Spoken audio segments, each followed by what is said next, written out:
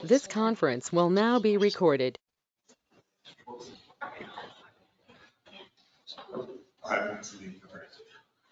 We have a quorum, right? Yes, sir. All right, very well. Good morning, everybody. It's 9:35 a.m., Wednesday, April 3rd. I will call this meeting to order and open for public comment. Is there anybody from the public that wishes to address the TAC? There are 11 people online, no public comment. No public comments? Going once, going twice? All right. Staff update. I guess I'm supposed to be doing this too. They didn't train me how to do this. Sorry. Upcoming board meetings you'll see on the screen for April, May, and June. All of those meetings are scheduled for 9:30 here in this room, except for the Freight Advisory Committee meeting on the 23rd. That is scheduled for 2:30 p.m. It's incorrect in the packet. It's correct. Okay, for 2:30 p.m.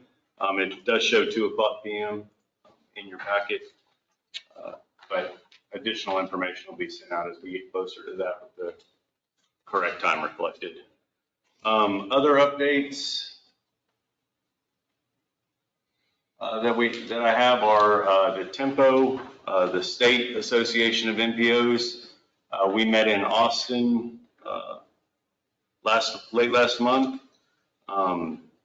We had a lot of discussion on greenhouse gases, the new rule for greenhouse gas targets, as well as discuss some of the litigation that's occurring with the targets being set by federal highways. So everybody's aware, there were two recent federal court decisions on the greenhouse gas rules. And at this point in time, states and MPOs are not required to adopt those rules. It was ruled that federal highways lacks the authority to require those greenhouse gas performance measures. So those will be on hold. And if anything changes, we'll bring it back to the board. But I know we've been talking about that for quite some time, and then we were going to have to try to develop a methodology to capture those and adopt that within a short time period. But as of now, that is no longer a requirement to establish greenhouse gas targets. I did go to, and I don't think I've seen the TAC since I went to the AMPO Policy Committee, the National MPO Policy Committee meeting in DC early last month. We discussed a lot of legislative priorities. Those priorities are included in your packet as a one-pager. Those are what have been shared with Senate and House staff, as well as the LOC Coalition, the leaders, the Transportation Coalition up there in DC, which consists of the National Association of Regional Councils, National League of Cities, National Association of Development Organizations, National Association of Counties. They are all on board with with AMPO's legislative priorities. We are having a lot of discussions on just shifting the discretionary funding to formula funding, as well as discussions on match and how and what benefit there may be for MPOs becoming direct recipients of funds, so that those funds don't have to funnel through the state to kind of make that process a little more effective. So while I was there, we also heard from the Transportation and Infrastructure staff, the subcommittee staff, as well as the LOC Coalition on some of their legislative priorities as they relate to transportation. The other thing is the national conference for AMPO will be held in September in Salt Lake City. If any members of the TAC would like to attend that, please reach out to me and let me know so we can get something coordinated. That is open to TAC members as well as any policy board members or elected officials that you have that you feel may want to attend. the AMPO conference, there has been a push on trying to get some type of MPO 101 for elected officials at the national conference. I don't know that we'll be in a place where we can implement that training this year or that track this year. But the conference is open for elected officials and other staff. Other staff updates are the Texas Transportation Commission. They had a meeting that included eclipse preparedness presentation. The link to that is included in your packet.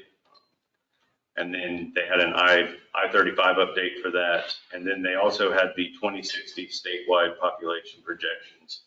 So if you'd like to see that information or watch that meeting, the link is in there. If you have trouble accessing the link, please let me know. Our air quality numbers are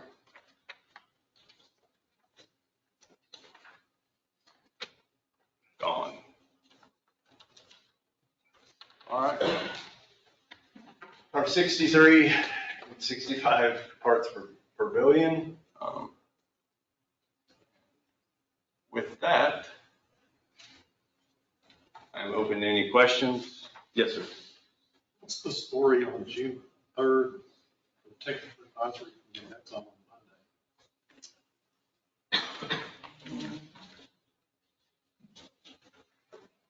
Monday. That's probably a date mix-up. As far as I'm aware, yes, we will meet on the Wednesday. We'll get that cleared up.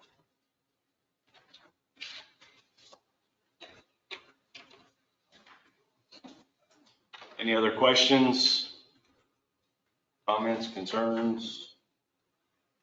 All right. Next item is an action item regarding approval of the minutes from the March 6, 2024 meeting. Any revisions needed to the minutes? Questions, comments, concerns? Seeing none, I will entertain a motion. Move to approve. Second. I have a motion. And who is the second? Myron. Okay.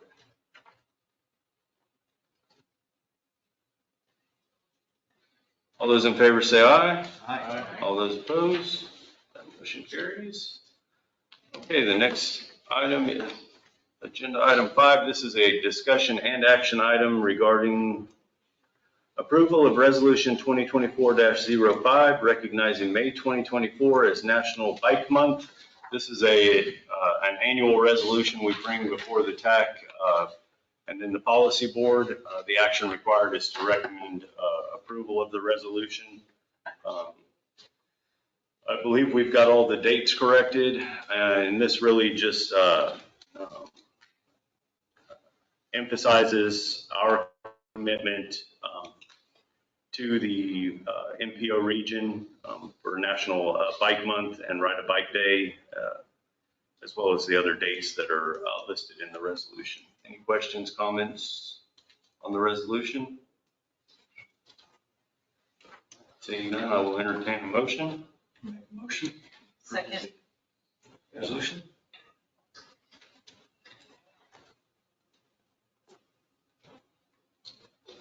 All right, any further discussion? All those in favor say aye. Aye. All those opposed? That motion carries. All right, agenda item 6 is a discussion and action item regarding, hold on. Yeah. Discussion and action item regarding the 2050 Metropolitan Transportation Plan, MTP fiscal constraints. This is pages 18 through 24 in your packet. I may butcher this.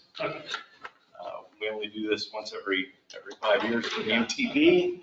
I do have Kendra here if I start saying stuff that doesn't make any sense at all to get us back on the track.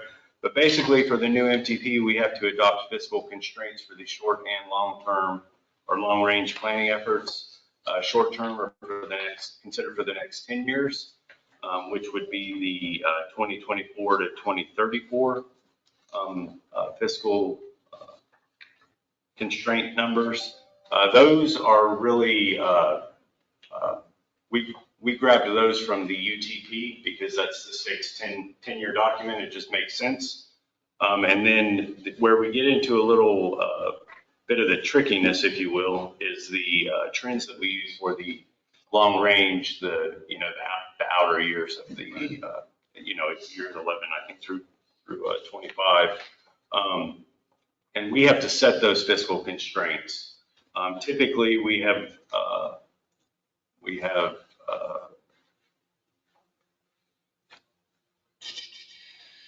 adopted the medium rates that staff have provided, or medium constraints that staff have provided. You will see the scenarios that have been provided for you on page 22 of the packet. Staff are actually recommending that we go with the default scenario. In this case, Kendra has developed the trends model and worked through that. I know I said we usually do the medium scenario, but there are specific implications on why we typically stay in the lower ranges, because with the default, and on page 21, you can see the trends inputs that are required. With the default, this shows no increase in, state gas tax dollars, state diesel tax. So this is just standard for the course as everything's projecting how it should. If we were to adopt the low, medium, or high, those imply that there are going to be some financial change. There will be some financial change to any of the taxes. And I know taxes are, a hot item, and people in our area really aren't support of a whole lot of new taxes. Additionally, with the scenario that staff have provided, the default scenario, this still leaves us a significant amount of funding for transportation projects in our region. With that, I'll open it up to any questions I can answer, or maybe bring in Kendra to answer. Action, this isn't a discussion and action item, but if the TAC would like more option, we certainly have the ability to table this and bring it back to the May meeting after everybody's had a chance to review it a little better. But with that, I'll open for questions, comments, concerns, thoughts. I think the default will go over better, at least in our community. And it's also the more conservative out of all of them.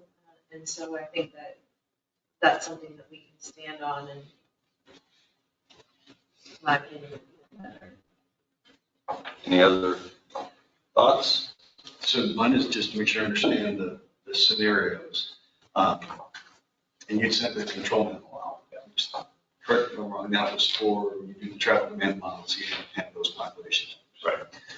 The one I noticed in there, they had the MAB population of 470.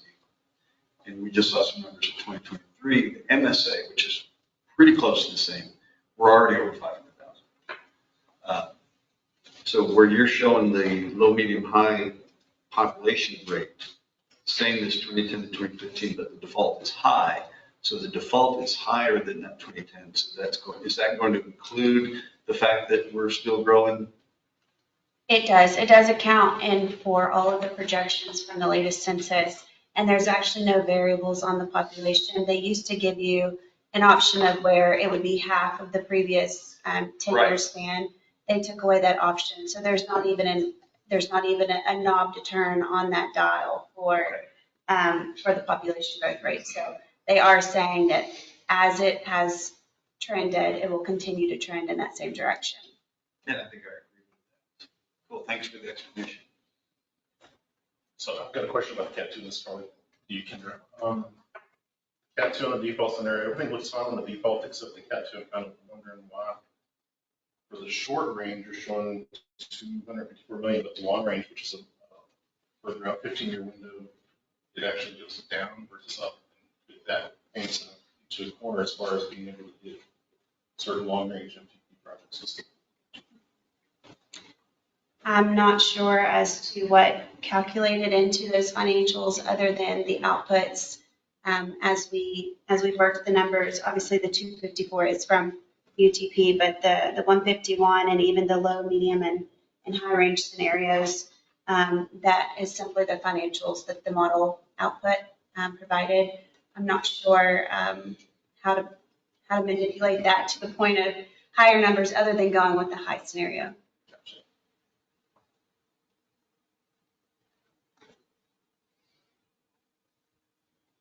Any other questions? Does that output, is that state and federal, or is this only the state? And that's why the numbers are lower. I believe these are federal dollars, and I'm not sure as far as, if they're long range considering the state numbers into that. And then where our projects cut off, those would just be considered, long range unfunded, the unfunded list. This would at least provide a constraint for your short and long range. Well, and the thing that I always have to remind myself of the trends model is this is kind of Vegas odds. What do we think the money's going to be? This isn't going to dictate what the actual funding comes down. Congress spits out $1 trillion, all this goes away. So Other MPOs across the nation are using this model too. So and there's no identification factor as to where your locality is. You don't enter in a zip. So I don't know how they would filter in even like the state that you're affiliated with. I feel like it's more of your federal piece. yeah, this is just, it's kind of a reality check that what we're going to put into the MTP and identify as long range or unfunded has some basis in science and reality. And it's not just saying, we're going to get $1 trillion based on what? This gives us some constraint to say, based on past data, based on statistics, this is what we can reasonably expect. And then if we get more, because there's a stimulus, there's an ARA, there's Tiger funds, which we've all seen over the years, Prop 10 comes down the pipe. Hey, great, there's extra money, and then we can pull stuff in. But it's better to do it that way than to have a bunch of pipe dreams in the plan and then realize that we don't have the money and somebody gets their feelings.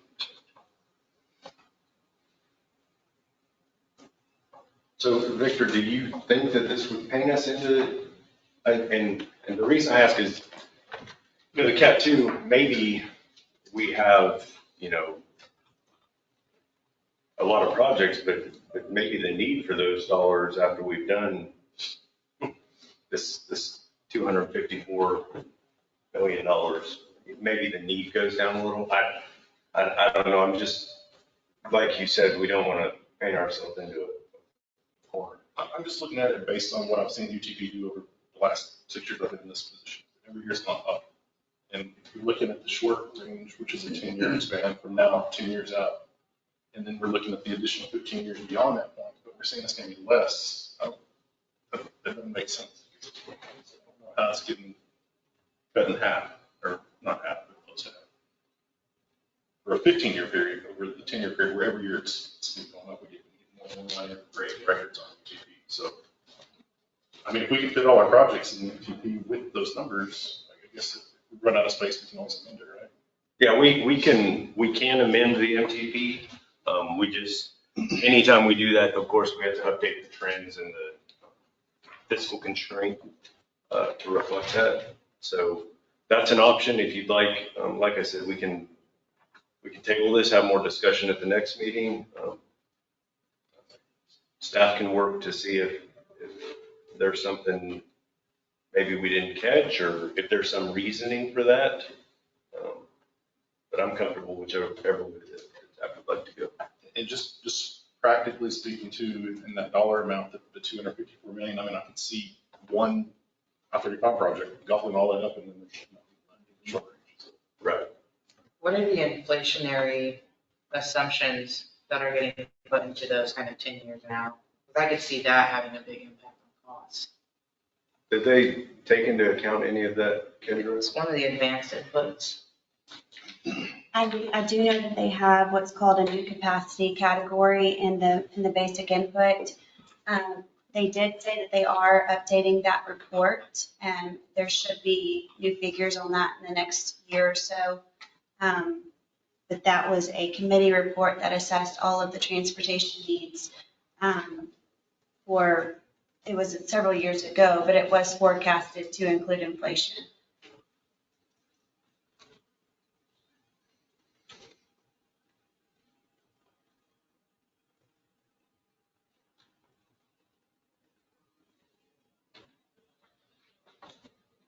Are there any questions online?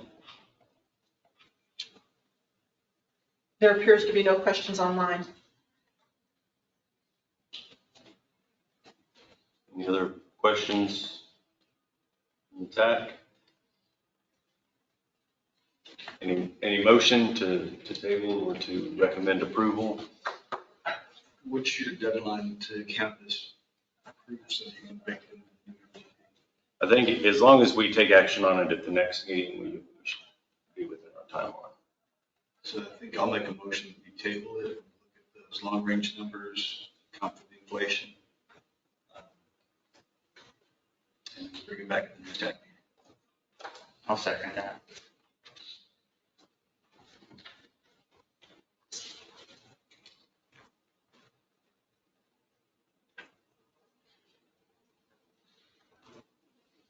All those in favor of tabling? Aye. I think you needed that, but okay. We'll bring that back to the TAC. We'll also have this on the policy board agenda as well for their feedback. All right. Agenda item 7 is a discussion item regarding an update on the KTMPO 2050 MTP development. This is going to be page 26. This is a very basic update as James would typically give this, and he is not in today. Staff are still working on the MTP update. I believe they are reviewing chapters 2 and 5. We'll be taking that and we'll be sharing that information when it's completed with the TAC and policy board. We are scheduled to have a meeting with the HOP today, I believe, to discuss the transit chapter because there will be a lot of revisions needed to that chapter, especially with the new initiatives. Let me see if I've missed any other update on that real quick.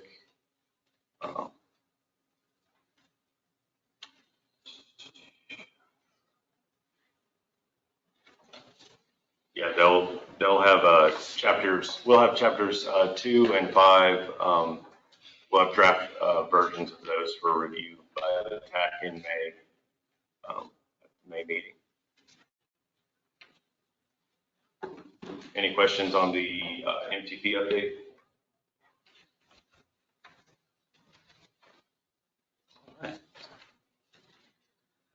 Seeing none, we will move to agenda item 8, which is a discussion item regarding an update on the Safe Streets and Roads for All SS4A grant. This is page 28. Staff are continuing to work with Killeen-Temple on our joint SICCOG KTMPO Coryell County SS4A grant. We have been having safety task force meetings.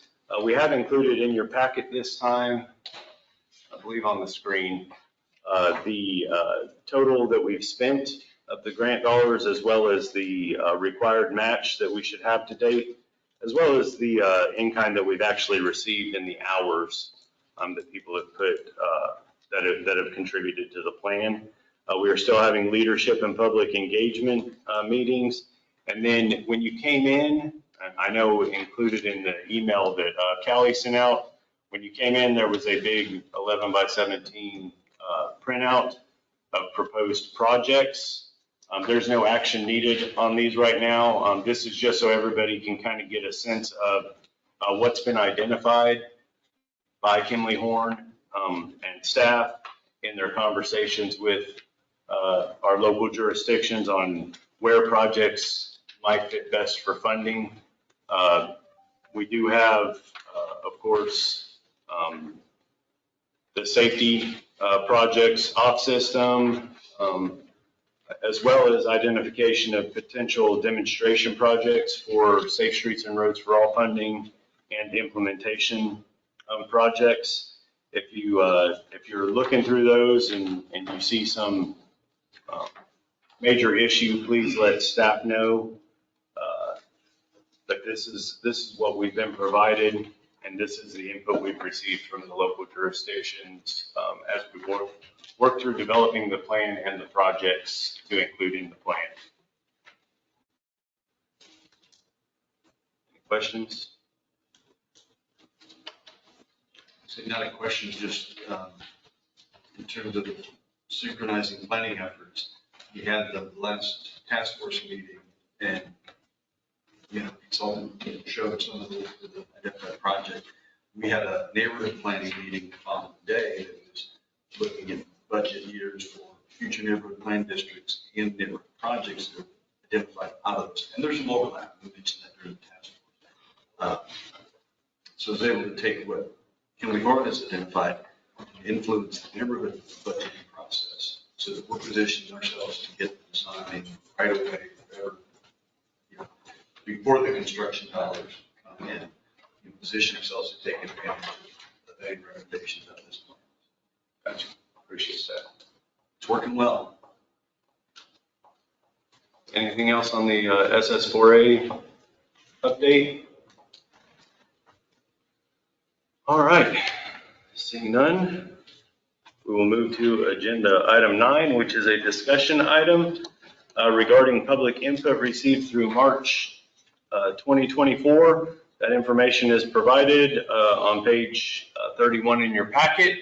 We have received multiple comments on public transit. Those have been shared with the HOP, but all those comments are in your packet for review.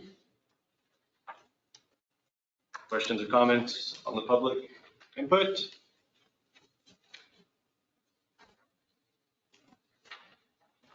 All right. Moving right along, are there any member comments? So I want to bring up one thing, and I don't mean to embarrass either Daryl or Gene, put them on the spot. We had some discussions during the BPAC about the microtransit, y'all have done on the Fort Plazas. And, I asked the question, Gene said, I don't think I've heard anything about it. And I'm not saying your marketing, you may not be the target audience. So I guess I'm going to put a question as we're going to public microtransit in the cities. What is that marketing effort? What is the target audience? And for the cities, how can we help? Yeah. Well, it's a tough nut to crack, actually. The public, no matter what you do, there's going to be a lot of these comments. I mean, these are all dated, right as we're doing the public hearings. These were explained ad nauseum, to a large degree. But the information is available on the website. It's available in public hearings. We've done some extracurricular things. I think there are 6 travel training programs going on right now. I think next week we start a ambassador program. We've got literature on the buses, in the shelters. It's been on the news. It's been in the newspapers. We're working with Bell County IPO there as far as some of the ambassador program stuff that we're working on. So I don't think there will ever be enough marketing, and you're still going to get a lot of comments. So as to can we use help? Absolutely. What you guys did for the public hearing, the Temple, had the most people of any of them. There was about 50 people in that room, which was very, very good. I think the travel training, if we advertise the travel training, we could use some help there, because the travel training reaches out to the ADA population and, kind of select populations, targeted populations. But a lot of this stuff comes from general public as well. So. We'll keep working. And like I said, kudos goes to our communications department for the attendance. That was all that. Yeah, they did a great job. I can tell you that through the course of all of this, all of those meetings, the public hearings, very interesting. You can see caution on everybody's face when you start off. And within the first 5 minutes, you start seeing people, they're getting a little more relaxed. And then about 8 minutes into it, the light bulb starts coming on of how this may work. By the end of the meetings, I think, other than just a handful of comments of concern about the increase of price, which is not a given, we're soliciting that information from the public so we can take it to our board. But other than a few comments about that, it was overwhelmingly positive. I think the light bulb came on for those people who really did take the time to sit in and focus on it. And I think most of the comments are, I kept hearing the term game changer over and over and over again, which is a good summary of what this is going to do. Fort Cavazos, my goodness. They, just the other day, I checked the status, they went over 15,000 people since inception on February 5th. Passenger trips, 15,000. When we first started talking to Fort Cav, we asked them, what is your goal? What would you like to see done in the first year? And their answer was 30,000 passenger trips. They said they would be thrilled with 30,000 in a year. We hit 15,000 in 7 weeks. So that gives you an idea of the kind of trend this is. And all of the analytics are very, very positive. Excellent on-time performance, excellent wait times of, I think it's around 6.5 minute average wait time. Ride times are good. It truly is game changer. So, but I do know there is this concern. In 2018, 2019, when we had to do a lot of service cuts, oh my goodness, that was such a hard process. And I can tell when I start these meetings off, the initial concern is, what are you going to do to us now, kind of thing. But once they realize that this is a positive message, it's not another service cut, they really relax. And we saw that during our budget, price and the, like you said, the game changer, the paradigm shift, because the cable folks kept going back to, so I go to the shelters, I go to the bus stop. Yeah. You don't have to do that. No, it's so hard. The one lady that was on kind of over near you, Yeah. so she kept coming to that same thing, the shelters and how's it going to work, and I don't have a phone and all that. Derek afterwards, he went off and pulled her to the side. As it turned out, she wasn't speaking about herself. She was speaking about people in a senior center. And Derek asked her, well, are they writing now? And she said, yes. He said, how are they letting us know? Well, the nurses station calls over them. It can be the exact same way. Nothing changes. So, other than we come and get you and we shake you directly where your origin. Yeah, that destination. And I talked to Derek about that. So the question then becomes, like the travel training, do you then go to the nurse's station or whoever front desk at the senior living apartment type complexes and say, hi, we've changed how we do things. Here's the new process. And here's how you can help your residents. Yeah, and that is the focus of the travel training, which is pointed at, or it's aimed at special groups, like senior centers is one of them. So different groups. Would it be beneficial to maybe loop the area agency on aging into those because, you know, they work a lot with the seniors, That could be a marketing outlet. They could help us set up appointments with the various, going out to Lions Club in Killeen. I think it's, I think it's this week. I think it's Thursday. I'm supposed to be out there. So helping set those appointments up possibly would be very helpful.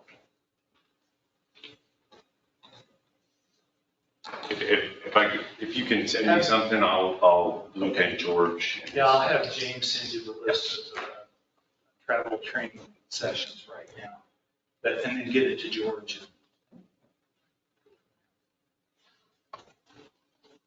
Any other member comments? No comments online. Comments online? Going once, going twice? All right. We are at agenda item 11, and with no further action to be taken or anything else on the agenda, the meeting is adjourned at 10:10. Thank you all.